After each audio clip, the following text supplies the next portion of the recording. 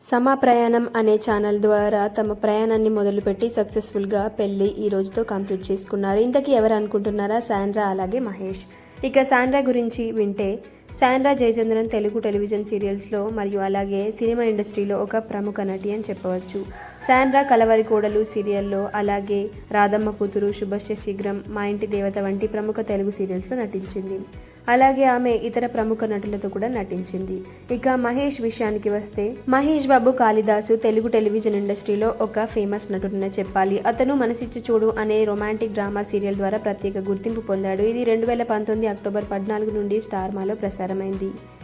అలాగే కీర్తి భట్తో కలిసి నటించాడు. మహేష్ బాబు కాళిదాసు ఆంధ్రప్రదేశ్ తెనాలి నుండి వచ్చాడు. అతని కుటుంబం కళారంగంతో నిండింది. ఫేమస్ రంగస్థల కళాకారుడు కాళిదాసు కోటేశ్వరరావు గారి మనవడే ఈ మహేష్. అతను నటనలో బాగా శిక్షణ పొంది తన మొదటి సీరియల్తోనే మంచి ఫాలోయింగ్ సంపాదించాడు.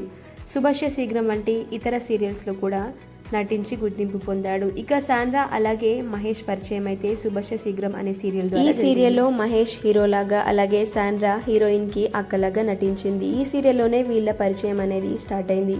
ఆ పరిచయం కాస్త ప్రేమగా మారింది. ఆ ప్రేమ పెళ్లి వరకు దారితీసింది.